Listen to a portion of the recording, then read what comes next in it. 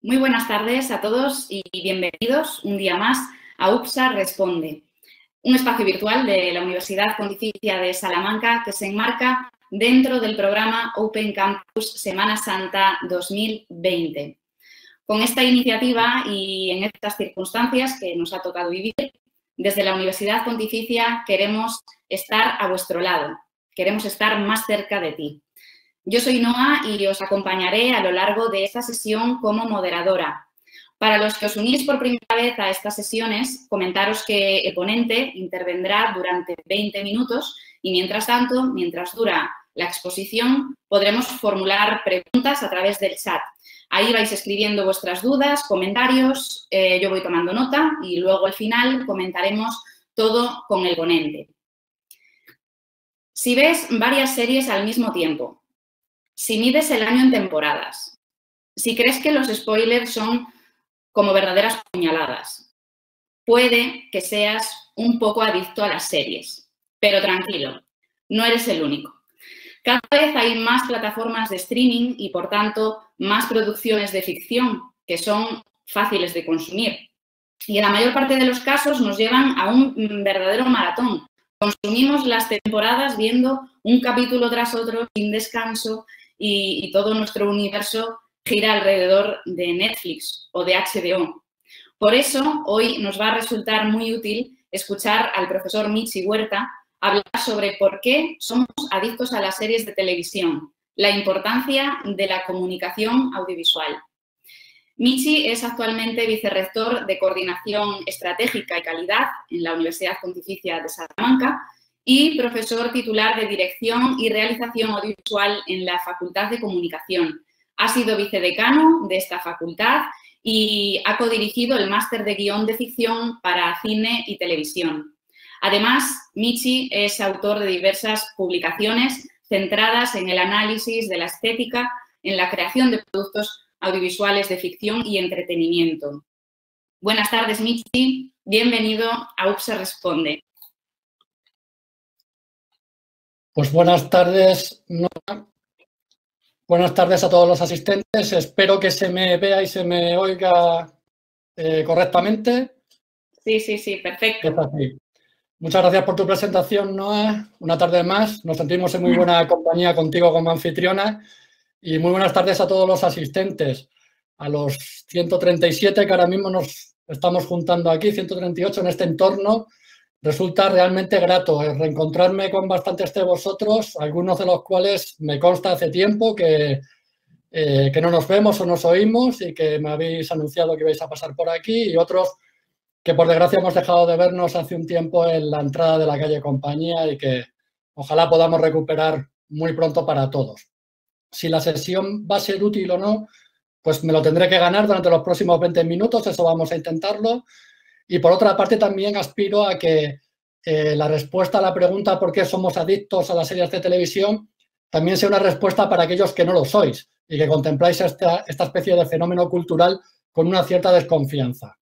Yo comprendo y asumo de partida que me han precedido muy insignes oradores en este foro de UPSA Responde que han abordado asuntos literalmente trascendentes, porque muchos de ellos tenían que ver con lo religioso, hemos abordado la disciplina psicológica, hemos abordado asuntos muy serios desde el ámbito ético, y hoy, sin embargo, me toca a mí venir con las series de televisión, que es un fenómeno cultural que es interesante que conozcamos y al que voy a intentar colocar en su justa medida, la justa medida que creo que le corresponde.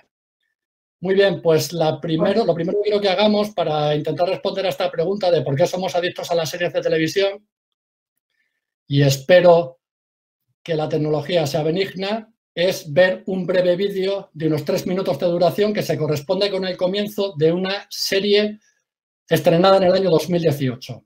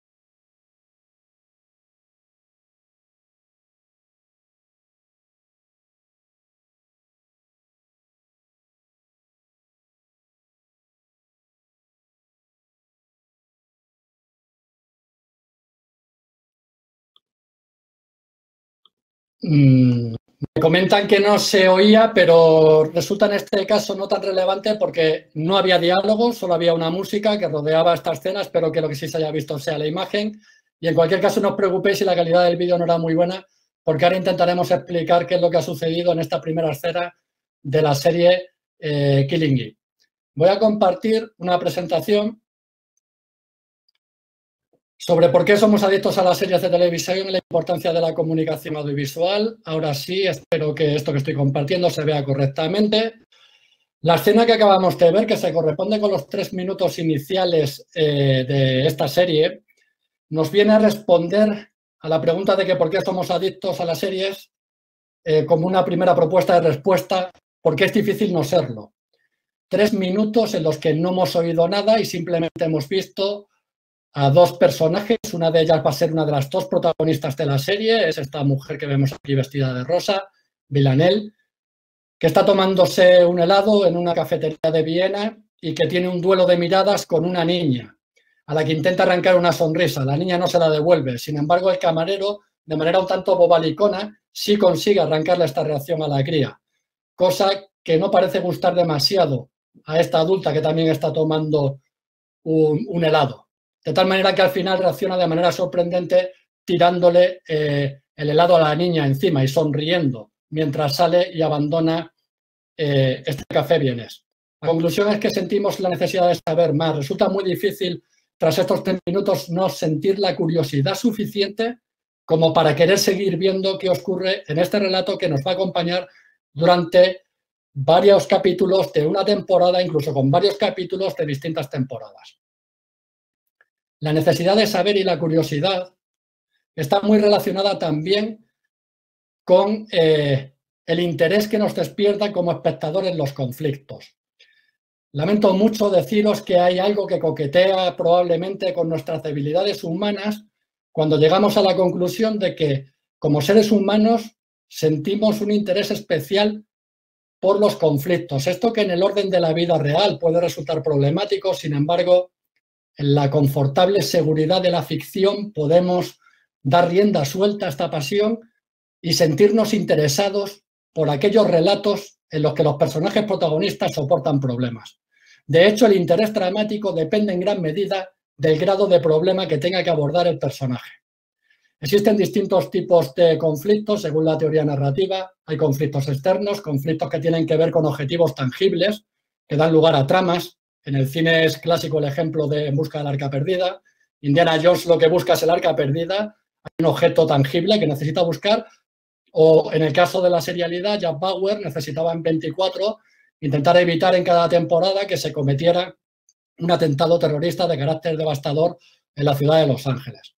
También nos interesan mucho los conflictos de relación, los problemas que tienen los personajes entre ellos.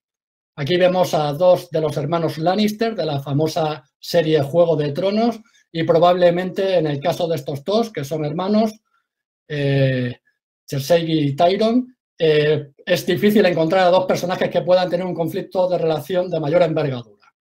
Los conflictos externos, en términos de estructura dramática, según el autor Sánchez Escalonilla, dan lugar a lo que llamamos tramas. Los conflictos de relación, los problemas entre personajes, dan lugar a subtramas. Y finalmente hay otro tipo de conflictos que también nos resultan muy interesantes, que son los problemas que los personajes tienen consigo mismos y que le generan un conflicto interno.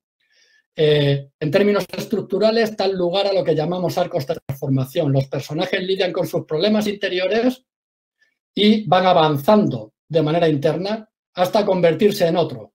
El ejemplo más notorio que se ha dado en la serialidad contemporánea es el del protagonista de Breaking Bad.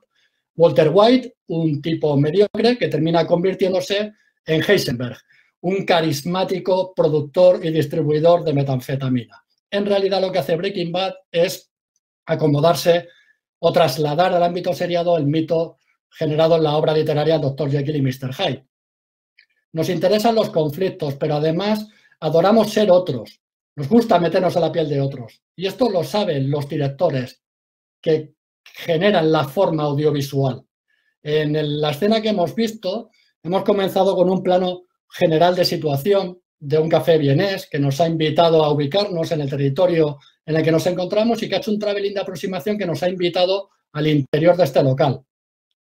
A continuación, hemos visto a un personaje que está ubicado de espaldas a nosotros. Por cierto, uno de los grandes motivos audiovisuales de la serialidad contemporánea.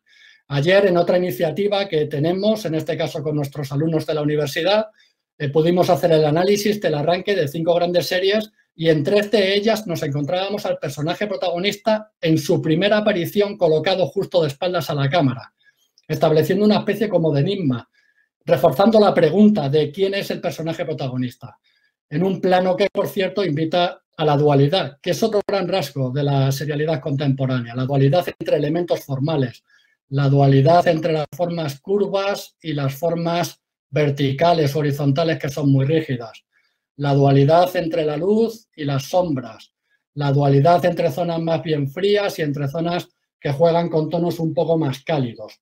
Porque el personaje al que estamos viendo, por cierto, va a demostrar su naturaleza dual de inmediato. Veremos, gracias a un plano muy cerrado, una escala muy cerrada y a un movimiento de relación, como una mano con una cucharada de helado se dirige a la boca, y con lo que nos encontramos es con una adulta que está disfrutando de ese helado como si fuera una niña. A continuación, el realizador de esta escena inicial ha planteado un duelo en términos visuales. Un duelo entre 2 personajes, una niña real y una niña en un cuerpo de mujer. Daos cuenta que el realizador además ha adoptado otra serie de decisiones estéticas muy importantes. Les ha concedido a las 2 figuras exactamente el mismo valor plano, la misma posición de cámara, ocupan prácticamente el mismo encuadre, tenemos la misma angulación, tenemos 2 figuras que están jugando a un juego de espejos a través del montaje, con la única diferencia de la luz y la oscuridad que tiene una y tiene otra. Hay un equilibrio en este juego de miradas. Finalmente, lo que descubriremos es que esta adulta, que parece una especie de niña, en realidad es un ser un poco malvado, un poco cruel, porque le tira el helado encima a la niña. Y no solo eso, sino que sonríe malévolamente, en un plano que, por cierto, comparte la sonrisa malévola con una zona que, no por casualidad, está llena de elementos que nos recuerdan a algo que resulta dulce e infantil, que es exactamente lo que va a ser este personaje. La mejor villana que se ha visto en la serialidad contemporánea, desde luego en los últimos años. Quienes hayáis visto Killing Eve, y si no, quienes lo vayáis a hacer, vais a descubrir a un personaje que en realidad tiene rasgos profundamente psicopáticos y que, sin embargo, resulta al mismo tiempo encantador. Este es el tipo de operaciones de enorme ambigüedad que convierte al personaje en un personaje con muchas capas de la serialidad contemporánea y que nos invita, por lo tanto, a convertirnos en adictos, porque nos sentimos bien tratados por los autores. Nuestra inteligencia, por decirlo así, se encuentra con personajes que son complejos y eso nos resulta realmente interesante.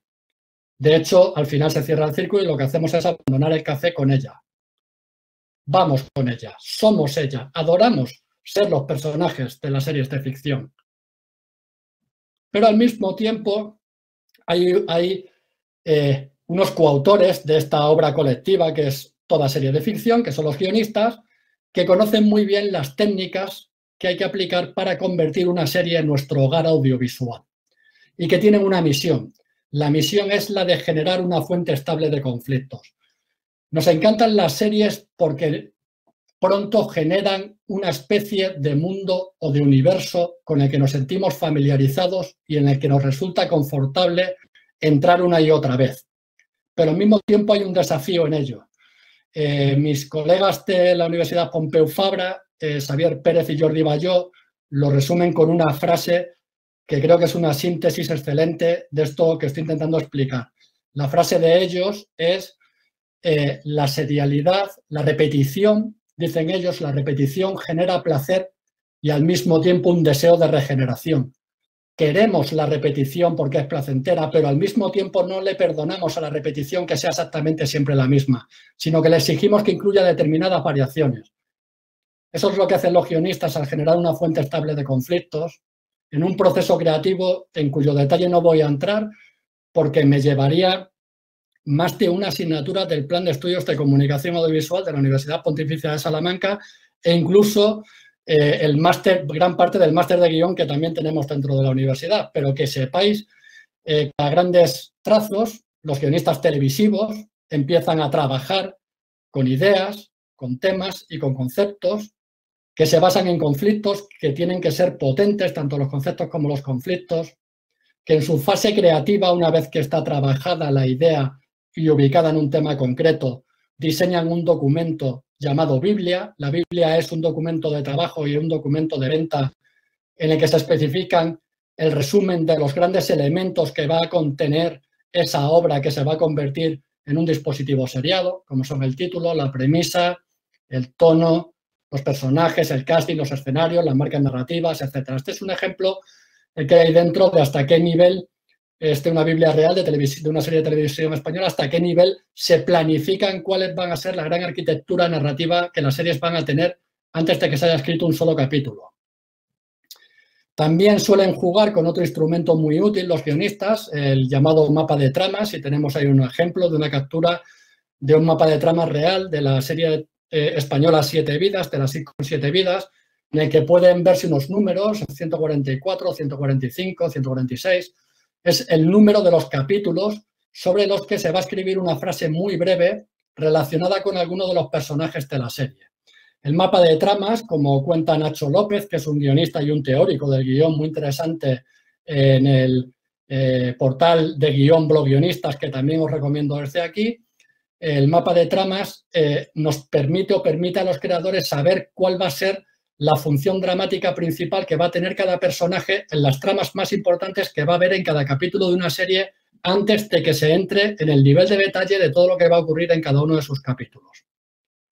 Es un permanente trabajo de estructura. Son estructuras que van descendiendo desde lo general hasta lo particular. Y estamos ya llegando hacia el final. Se trabajaría después del mapa de tramas en un documento conocido como escaleta. No siempre es así, pero con bastante frecuencia es un instrumento muy útil para generar esa precisión desde el punto de vista de las herramientas que permiten conectar con el público, que sería la escaleta. En la escaleta se resume lo que pasa en cada escena, pero generalmente todavía no se incluyen los diálogos, ni todo nivel de detalle en las acciones. Pero sí nos encontramos en una versión que ya se acerca mucho a la primera versión de guión, donde de manera desglosada y por escenas se va dando cuenta de cada acción dramática y cada diálogo que hay en cada una de las escenas del capítulo. Ya nos encontraríamos con el capítulo escrito en papel. No solo los creadores de las series, los realizadores y los guionistas saben trabajar muy bien con esa pulsión de curiosidad que tienen o que tenemos los seres humanos, sino que además se dan una serie de condicionantes de contexto en el mundo en el que nos encontramos, gracias a cambios importantes tecnológicos, sociales, culturales que han tenido lugar en las últimas décadas, en este momento de cambio de época en el que nos encontramos, que han aumentado las probabilidades de que nos convirtamos en adictos a las series. Una de esas razones es que son ubicuas. Resulta relativamente sencillo encontrarse en un autobús o en un tren. Bueno, desgraciadamente ahora resulta muy difícil encontrarse a alguien en un medio de transporte público, pero antes de este maldito COVID-19 resultaba muy sencillo hacer un viaje en tren y darte cuenta de que compañeros del autobús, otros viajeros, van con sus tablets o con sus teléfonos consumiendo series de televisión porque en realidad son ubicuas y nos acompañan a cualquier sitio al que nos dirigimos. Pero es que además podemos elegir cuándo, cuáles y cuántas vemos. Y aquí tenemos una imagen que resume eso, ¿no? El cambio de paradigma en cuanto al consumo de series que ha traído consigo Netflix. En esta imagen, que por cierto me da pie para establecer una especie de debate involuntario con mi admirado José Ramón Yela, compañero de la Facultad de Psicología, que ayer mejoró todas nuestras vidas, todas las vidas de quienes asistimos a su sesión, pero que realizó una afirmación en un momento dado en el que utilizó una imagen parecida a esta para hablar de lo que él llamaba el ocio pasivo. Y decía que el ocio pasivo no nos permite fluir. Yo, sin embargo, sin el menor ánimo de polemizar, voy a rebatir lo que expresaba ayer mi colega, porque seguramente en mi caso como espectador yo no he encontrado difícilmente más momentos en los que he fluido personalmente con una intensidad mayor que precisamente en esta posición y consumiendo productos televisivos. Ese presunto ocio pasivo puede ser uno de los ocios más activos que existen. Todo depende del contenido que esté devolviendo la pantalla, porque afortunadamente la llamada caja tonta dejó de serlo hace mucho tiempo y no solo nos procura un entretenimiento de naturaleza pasiva, sino que en muchas ocasiones está estableciendo con nosotros un diálogo cultural de una intensidad y una exigencia enorme que nos permite crecer de una manera muy notable como individuos. Y si queréis conocer algunas recomendaciones de qué series considero que son muy importantes para permitir un crecimiento individual que nos permita relacionarnos con el mundo de una manera mucho más madura, profunda o matizada, estaré encantado de proporcionaros esos títulos. Y ya voy acabando. No solo tenemos todas estas razones que nos encontramos, es que además el medio televisivo y las series en concreto han dado lugar a un fenómeno de naturaleza cultural con un grado de influencia que a mi juicio no admite comparación con ningún otro producto cultural contemporáneo. Lo que estáis viendo ahora mismo es una imagen de una noticia de The Guardian, una cabecera de referencia en el Reino Unido, que da cuenta de cómo centenares de manifestantes, eran manifestaciones de vocación feminista, en todo el mundo, habían decidido utilizar una puesta en escena que lo que hacía era replicar el vestuario de la serie El cuento de la criada. Fijaos hasta qué punto llega la influencia de las series de televisión. Aquí tenemos otro ejemplo. David Simon, el creador de la serie The Wire, visita la Casa Blanca y dice la noticia: el presidente de Estados Unidos, Obama, entrevista a David Simon, creador de la serie, para analizar el fracaso de la guerra contra las drogas. Y no, queridos amigos, no se ha confundido el periodista. No fue David Simon, ex periodista del Baltimore Sun y creador de The Wire, el que fue a entrevistar al presidente de la nación más poderosa del mundo para intentar encontrar algunas claves sobre la lucha contra el narcotráfico. Fue al revés. El hombre más poderoso del planeta Tierra entrevista al creador de una serie para que arroje luz sobre ese tema, que para él es un desafío político de primer orden. ¿Existe algún otro medio cultural hoy en día que genere este grado de influencia, que pueda convertir en algo incluso cotidiano una noticia como esta que acabamos de ver? Más ejemplos. Los resultados electorales en territorio español, como sabéis, nos han convocado a las urnas una vez tras otra, porque el arco parlamentario se había fragmentado considerablemente y resultaba muy difícil que se acordaran entre las distintas fuerzas con representación parlamentaria mayorías que permitieran gobernar. De pronto fue imposible leer un periódico, oír a analistas políticos en la radio o en la televisión que no acudieran a la serie danesa Borgen para intentar explicar las claves que se encuentran en esta serie de tema político y que servían, según ellos, como ejemplo de cómo podría desbloquearse la situación en la que se encontraba España como consecuencia de los resultados electorales. Y voy con el último ejemplo, porque podría haberos hecho una sesión solo sobre la capacidad de influencia que las series tienen en el mundo en el que vivimos y que es una de las razones por las que somos adictos a ella. La culpa es de Aaron Sorkin. Iván Redondo es un flipado de las series y su serie favorita, obviamente, es el ala oeste de la Casa Blanca. El asesor con más poder, probablemente, de la democracia española, me atrevería a decir, de las últimas décadas del sistema político en España, es Iván Redondo, como bien sabréis lo que sigáis los medios de comunicación habitualmente. Encontró el despertar de su vocación y parte de su formación en la influencia de las series que tratan temas políticos de manera directa o implícita. Es cierto que alguien, y entre esos alguienes me cuento yo, consideramos que no ha visto muy adecuadamente el ala oeste de la Casa Blanca, porque si existe un responsable político que se parece muy poco al presidente Bartlet, protagonista del ala oeste de la Casa Blanca, es seguramente al que está asesorando él en este mismo minuto. Pues nada más, con esto llegamos al final. Me he excedido unos pocos minutos, pero muy pocos, y espero que os haya resultado interesante la presentación y que si hay preguntas que realizar, estaré encantado de entrar en debate con vosotros. Muchísimas gracias por vuestra atención y por vuestra paciencia. Bueno, muchas gracias, Michi. Sí, ha surgido aquí un diálogo muy interesante. Teresa dice, personalmente soy adicta a los libros, pero casi inmune a las series. Tal vez estoy quedándome fuera del siglo XXI.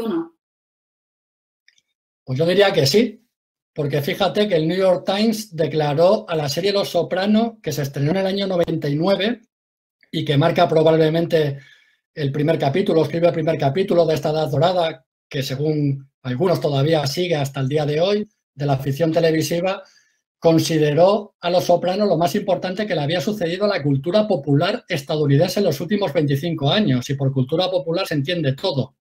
Yo creo, francamente, que te estás perdiendo algo.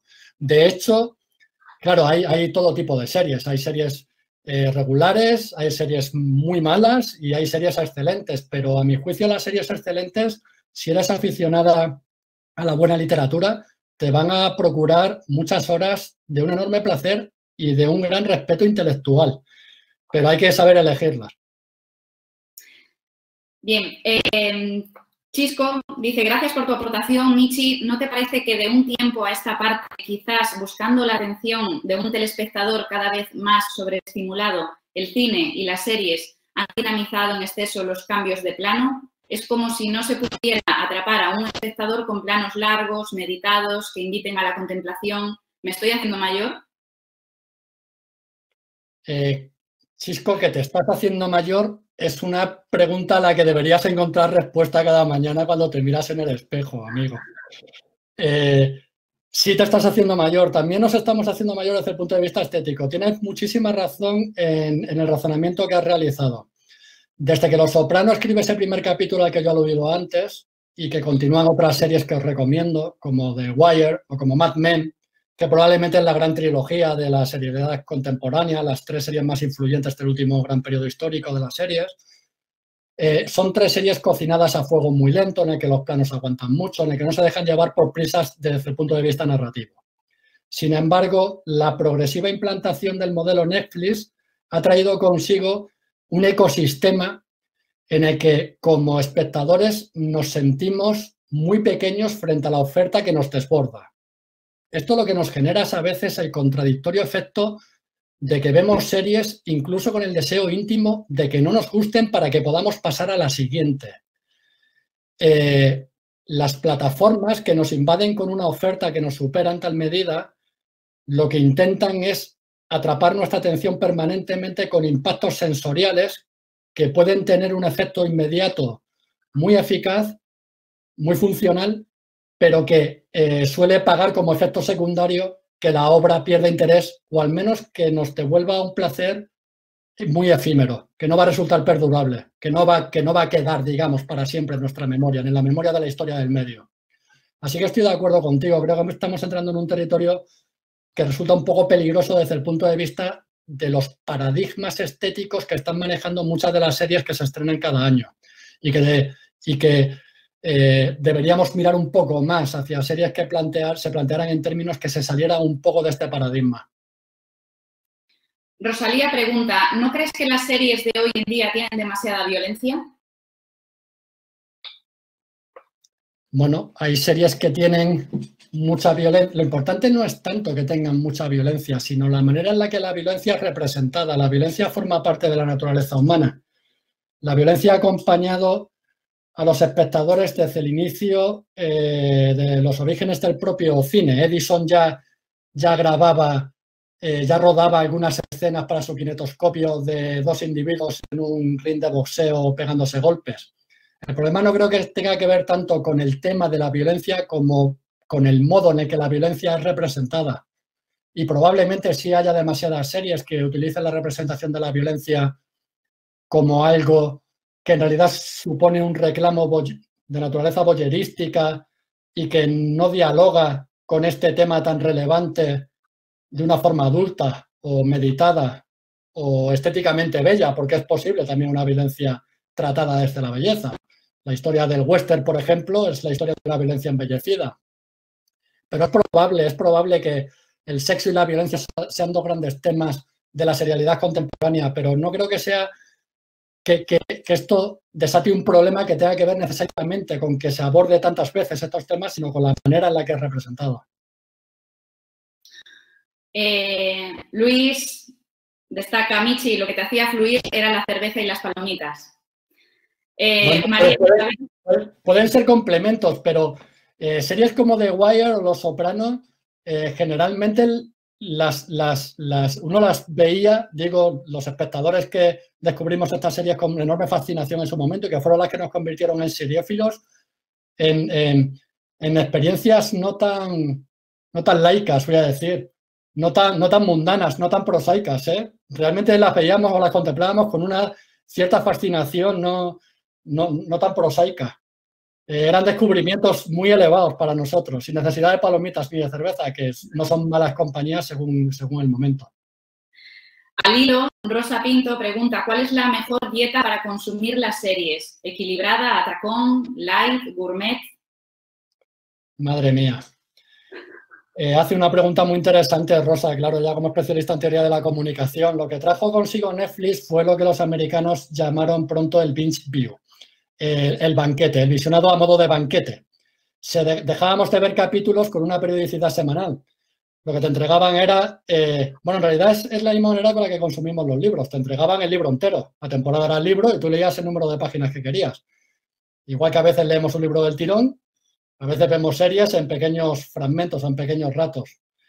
A mí hace mucho tiempo que he abandonado los atracones. No me sientan bien los atracones como espectador en la serialidad, aunque entiendo que haya espectadores más jóvenes que al revés, lo que hacen es consumir con maratones audiovisuales la oferta seriada que existe, ¿no? Pero es que yo también me estoy haciendo mayor como Chisco, o sea que por eso intento mantener una dieta equilibrada. Yo te aconsejaría, Rosa, una dieta equilibrada. Claro. Pope Hijón dice, siguiendo la comparación con la comida, ¿Netflix es un fast food y HBO es un restaurante? Podríamos llegar a esa conclusión si no fuera porque fijaos el creador de Netflix, la premisa con la que tomó una decisión muy importante en su compañía. Netflix, no sé si sabéis, era un videoclub. Era un videoclub que en realidad lo que hacía era enviar las películas a tu casa, pero no producía contenidos. Era un simple distribuidor de contenidos generados por otros.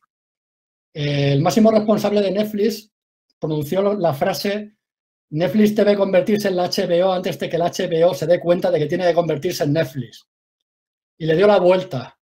En Netflix hemos encontrado grandísimas series, pero es cierto que dentro de la sobreabundancia de productos que Netflix pone en su escaparate, está generando un efecto cultural que se parece mucho al fast food. Se parece mucho a la comida rápida. Pero Netflix tiene un menú mucho más abierto que el que tiene McDonald's o Burger King. Se pueden encontrar en Netflix series hechas muy a la contra del propio modelo Netflix. Permite, por decirlo así, una disidencia a su propio modelo desde el punto de vista narrativo y estético. Hay maravillosas series en Netflix.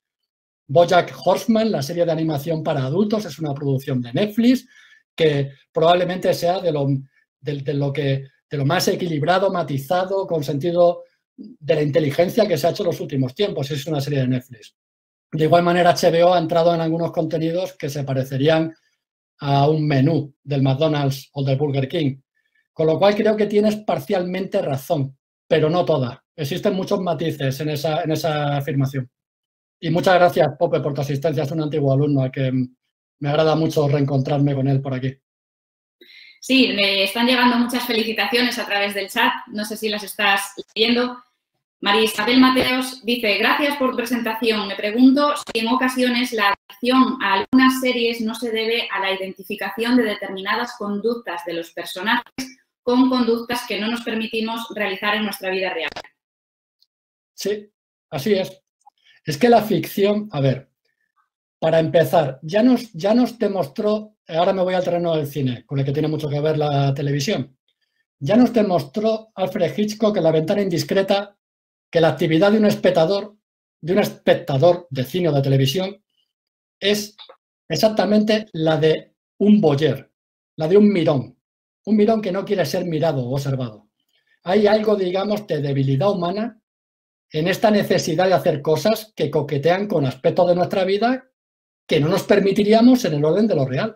La ficción nos permite tener experiencias vicarias y convertirnos en personajes, pues como esta psicópata niñada que protagoniza Killing Eve. Porque afortunadamente, una vez que lo hemos hecho, y que lo hemos hecho desde la madurez de la que debe ser consumida la ficción audiovisual, ahí hemos dejado esa experiencia tan importante, pero nos hemos trasladado al orden de lo real, donde en modo alguno incorporamos esos modos de conducta. Y uno puede sentirse atraído por Aníbal Lecter en El silencio de los corderos y no por eso se va a convertir en alguien aficionado a comer carne humana o a cenar carne humana cada noche. Jacobo dice, ante la elevada producción de ficción en el mundo, ¿consideras que estamos ante una burbuja audiovisual? Ay, Jacobo creo que es también antiguo alumno mío. Y es una gran pregunta, pero es una pregunta que se lleva haciendo todo el mundo en el sector audiovisual desde hace 10 años. Yo creo que llevo ya una década oyendo que hay una burbuja que va a explotar. Y al contrario, no deja de aumentar la burbuja. Seguramente algún día va a reducirse la sobreproducción de series. Ahora mismo hay una competencia brutal de naturaleza global. Pero yo no creo que vaya a estallar la burbuja. Como mucho se va a desinflar. Lo que ha ocurrido es que las series se han incorporado al hábito diario de mucha gente que ahora mismo difícilmente podría pasar sin tener su ración diaria o semidiaria de ficción audiovisual. Y que se ha incorporado como hábito a ese y a otro muy interesante en España, que es al de pagar por ello, que parecía imposible hace un tiempo, en el que mis propios alumnos no comprendían que yo estuviera abonado a la televisión de pago porque era muy fácil ver todos esos contenidos sin necesidad de pagar. Y ya no hay alumno mío que no esté abonado a Netflix. Entonces, yo creo que hay una burbuja, pero que no va a explotar, que va a reducir su tamaño. Te mandan saludos desde México también. Sandra dice, Michi, ¿qué piensas de la nueva tendencia de series donde el espectador puede escoger el final? Pues que prefiero que haya creadores mucho más inteligentes que yo, que sean capaces de decidir por mí y que consigan en los finales eso que François Truffaut llamaba una mezcla de verdad y espectáculo, que era la manera con la que resumía que era un buen final, un buen clímax. Yo creo que no sería tan capaz en una creación hecha por otro de decidir por mí mismo, de tomar por mí mismo una decisión creativa que sea una mezcla de verdad y espectáculo. Aunque es cierto que hay algún experimento de interactividad del espectador, por ejemplo este que hizo Netflix, que me resulta muy interesante. O sea, no me niego a la posibilidad de disfrutar de cuando en cuando con una narrativa que coquetee con este tipo de artilugios, pero no sé, prefiero que haya artistas inspirados que escojan por mí el final que debo ver. Vale, pues para finalizar, hay varias personas que piden a ver si puedes recomendar series. María Eugenia dice, sería interesante que tal y como has sugerido nos comentes los títulos de películas que nos mejoran la vida. Carmela Velasco dice, en estos momentos de verdad que te agradecería que nos recomendases esas series. Y Susana Cámara dice, venga Michi, ¿cuál es tu serie fetiche de la actualidad? Para que se nos haga más amena la cuarentena. A ver, yo antes he citado, ayer tuve esta sesión que comentaba antes con los alumnos, que llevaba por título 5 series que deberías ver para poder considerarte un seriéfilo de verdad. Las 3, ninguna de las 3 es actual, las 3 pertenecen a la primera década del siglo XX y son Los Soprano, The Wire y Mad Men. Para mí es la gran trilogía. O sea, mi primera recomendación iría por ahí. Es verdad que estamos hablando de relatos que van a exigirte una mirada atenta como espectador, pero precisamente eso es lo que las convierte en muy grandes. Y en concreto a mí The Wire me parece un hallazgo extraordinario, una especie de milagro narrativo excelente, que consiguió que el presidente Obama entrevistara a sus grados, no os digo más. Yo creo que eso ya debería ser suficiente como para sentirse atraído hacia ella. Aunque es cierto que deberíais esperar hasta el capítulo 4 para decidir que la queréis dejar, porque esta es otra cosa que ha traído consigo el modelo Netflix, que muchos espectadores ven un capítulo y utilizan la frase "la dejo porque no me ha enganchado". Y no debemos pedirle tanto creo que ni a las series, ni a las películas, ni a los libros que nos enganchen desde la primera línea, sino que asuman el ritmo que necesitan para el tipo de creación en la que estamos. Por otra parte, con respecto a series actuales, si queréis algo, digamos, menos solemne que estas series, porque son 3 dramas con una cierta enjundia, esta con la que he empezado, con la que he puesto de ejemplo hoy, me valdría Killing Eve. Es un policíaco con muchísima emoción, con 2 personajes femeninos muy interesantes que dan la vuelta a todos los grandes tópicos y en la que hacemos además un viaje por Europa muy interesante. Es una serie muy recomendable, así que por no andar pensándolo más, os recomiendo Killing Eve para estos días. Pero podéis escribirme a la cuenta de correo electrónico y según vuestros gustos, si queréis, os hago un listado a medida a cada uno. Os hago 2 preguntas básicas y os hago las recomendaciones en función de cómo sois como espectadores. Bueno, pues muchas gracias, Michi, por este rato de reflexión. Si algo nos ha quedado claro en esta sesión, además de que somos adictos a las series, algunos por lo menos, es que las plataformas de contenidos audiovisuales tienen cada vez más futuro y ese futuro pasa por los expertos en comunicación audiovisual, guionistas, productores ejecutivos, pero también por publicistas, expertos en marketing, que son los que se encargan muchas veces del desarrollo del contenido creativo y estratégico para marcas como Netflix, por ejemplo. Por eso podemos aprovechar también para recordar que la Universidad Pontificia de Salamanca cuenta con una facultad de comunicación excelente en la que se imparten grados y dobles grados de periodismo, comunicación audiovisual, publicidad y relaciones públicas y marketing y comunicación. Toda la información sobre la oferta académica, tanto de grados como de posgrados, podéis encontrarla en nuestra página web, desde donde también podéis hacer ya la solicitud de plaza y además toda online. Mañana nos vemos a la misma hora, a las 6 de la tarde, para hablar sobre el compromiso de la enfermería con la sociedad. En concreto, por qué la enfermería es un arte, la humanidad en este oficio. Y para ello estará con nosotros María Benavente, que es la decana de la Facultad de Ciencias de la Salud en la Universidad Pontificia de Salamanca. Os dejo que me voy a ver una serie. Tú preguntas, la UPSA responde. Gracias por acompañarnos y hasta mañana.